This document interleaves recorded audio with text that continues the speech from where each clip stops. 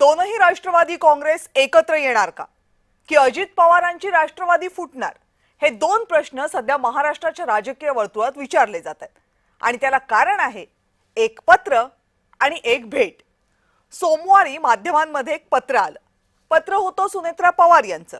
29 एप्रिलला सुनेत्रा पवार यांनी केंद्रीय निवडणूक आयोगाला हे पत्र पाठवलं होतं। या पत्रामध्ये राष्ट्रवादी काँग्रेसच्या राष्ट्रीय कार्यकारिणीची यादी होती। यादीमध्ये सुनेत्रा पवार यांच्यासह एकूण 13 नावं होती, पण त्यात सुनील तटकरे, प्रफुल्ल पटेल, दिलीप वळसे पाटील, छगन भुजबळ यांची नावं मात्र नव्हती। काही वेळातच सुनेत्रा पवार यांचं एक ट्विट आलं।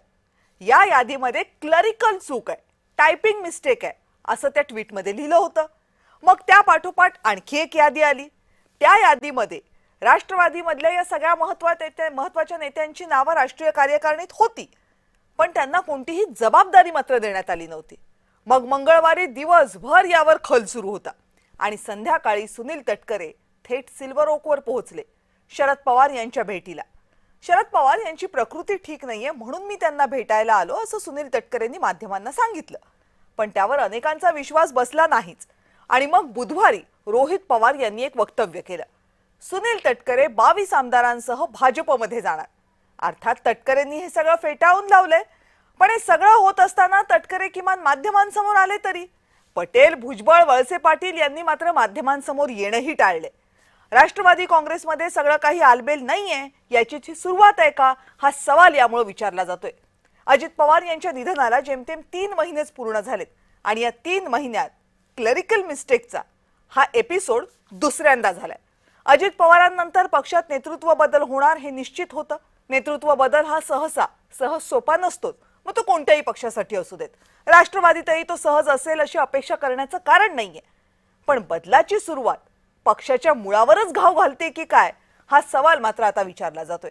बोलूयात याच संदर्भात। त्या अगोदर पाहूयात हा रिपोर्ट।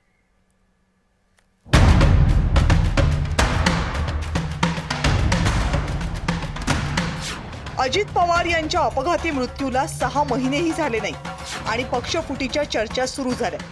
सुनेत्रा पवार यांची राष्ट्रवादी सुनील तटकरे आणि प्रफुल्ल पटेलच फोडणार, सोबत 22 आमदारांना भाजपमध्ये नेणार असा खळबळजनक दावा रोहित पवार यांनी केलाय।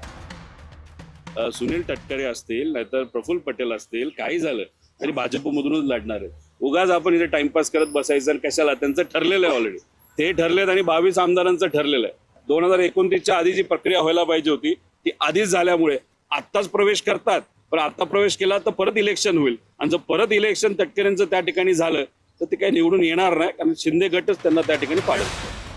रोहित पवार यांनी हा दावा केलाय कारण मंगळवारी रात्री सुनील तटकरेंनी शरद पवार यांची भेट घेतली।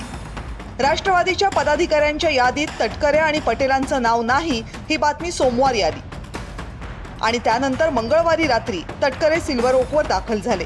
आता हा योगायोग मानणं म्हणजे अगदीच भाबडेपणाचं होईल। यावरूनही रोहित पवार यांनी तटकरेंना टोमणा मारलाय। कदाचित सिल्वर ओकचा चहा त्यांना आवडत असावा सुनील तटकरेंना, आणि तो जुना कधीतरी वर्षापूर्वी चहा पिला असेल, चहा प्यायला गेले असतील आणि चहा पित असताना कदाचित त्यांना वेगळा मेसेज त्यांच्याच पक्षाच्या प्रमुखांना द्यायचा असावा। तटकरेंनी मात्र रोहित पवार यांचे हे सगळे दावे खोडून काढले। रोहित पवार यांचं मानसिक संतुलन बिघडलेलं आहे।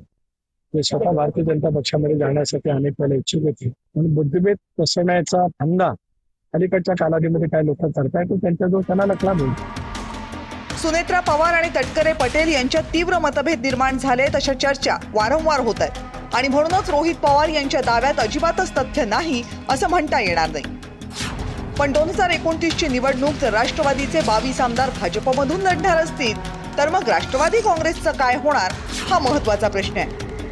ब्युरो रिपोर्ट, जय महाराष्ट्र।